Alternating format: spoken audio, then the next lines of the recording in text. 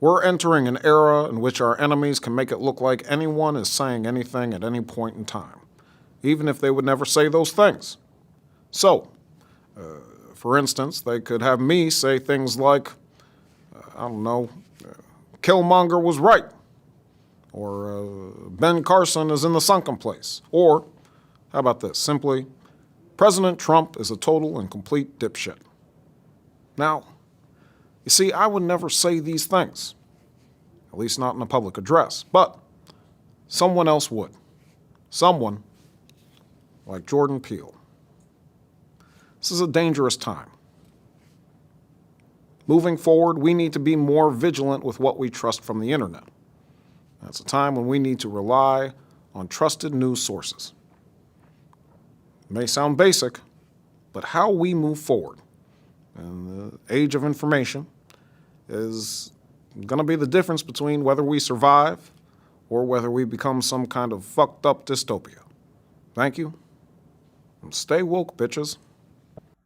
Deepfakes, a combination of deep learning and fake, is a term used to describe media of an individual that has been altered in a way so that they resemble someone else. This is done in a variety of ways, from imposing an individual's face onto someone else's body, or by tracking someone's voice and using their speech patterns to make them say something they didn't actually say. This type of technology began being developed in the late 90s and didn't truly hit mainstream eyes until 2014, when American computer scientist Ian Goodfellow released his research regarding generative adversarial networks, or GANs for short, in which one neural network, called the generator, would create fake images or videos and send it to another network, called the discriminator, that would check the content's legitimacy.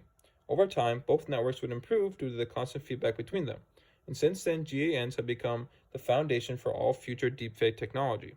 While a good deepfake is difficult to develop on one's own, due to the massive rise of generative AI tools within recent years, there's more access to deepfake technology than ever before. Due to this easy access, we've seen countless examples of people abusing this technology and using it for harm, with two of the most common examples being doctored videos of politicians saying racist or otherwise harmful things, and the rise of deepfake pornography. While this technology can be used for harmless and comedic purposes, such as putting Jerry Seinfeld into Pulp Fiction or Donald Trump into Breaking Bad, there are far greater implications for our safety and privacy that this technology could prove to jeopardize. As you will see in the following examples, these are among the reasons why we believe that we, as the American people, should put pressure on the U.S. government to introduce regulation against deepfake technology that would include the need for a watermark and the subject's consent, similar to that of China's regulation. In recent years, advancements in technology have given rise to a troubling trend: the use of deepfake videos to manipulate and deceive the public, especially in the realm of politics. Political figures can be targeted with fabricated videos, altering their statements or actions to portray them in a negative light. One prime example of this can be seen with the relatively recent deepfake of Joe Biden. In this video, aimed at imitating a campaign advertisement for the 2024 election, there are a plethora of things said by Joe Biden that picture him in a negative light. For starters, Biden's voice has been manipulated to say a multitude of curse words about the American people, making it appear that he is making fun of a lot of Americans.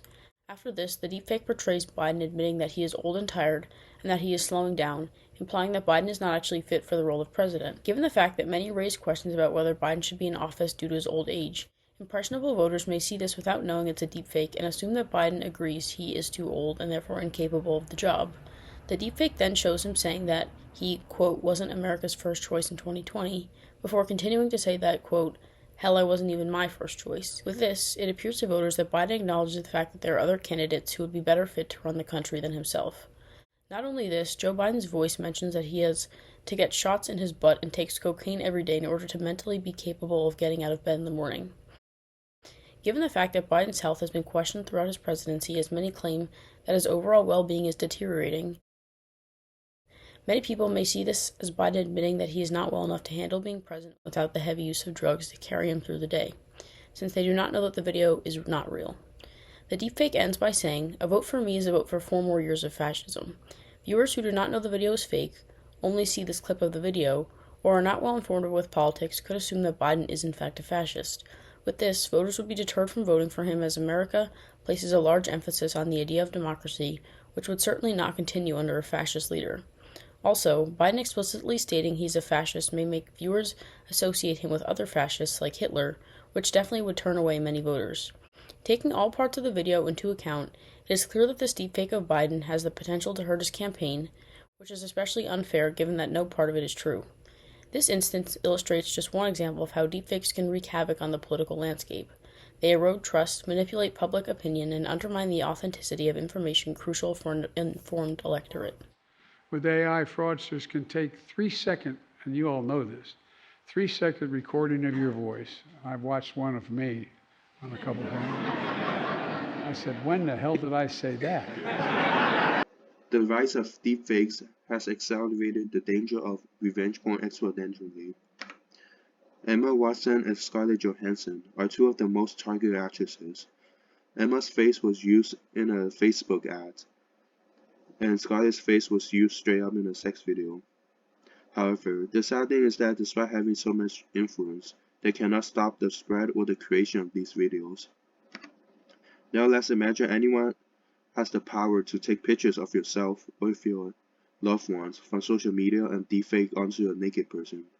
How would they feel? They probably feel hopeless and confused, right?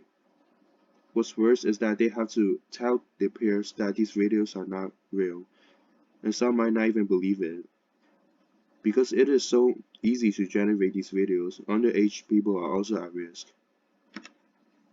Now, a study found that deepfake videos have doubled every 6 months. In December 2020, it was estimated that there will be around 85K videos. That means that there are almost 5.4 million videos now.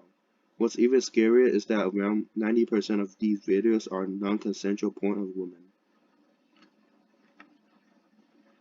If deepfakes are not stopped, more people will become victims of this revenge porn, especially women and minors. It will continue to evolve and become more realistic, which then makes it harder to tell apart from reality. These pictures will look flawless and can be generated within seconds. That is the future we are heading towards. What's frightening is that these examples are just the tip of the iceberg. There are countless more examples we could have shown you, but that's not all.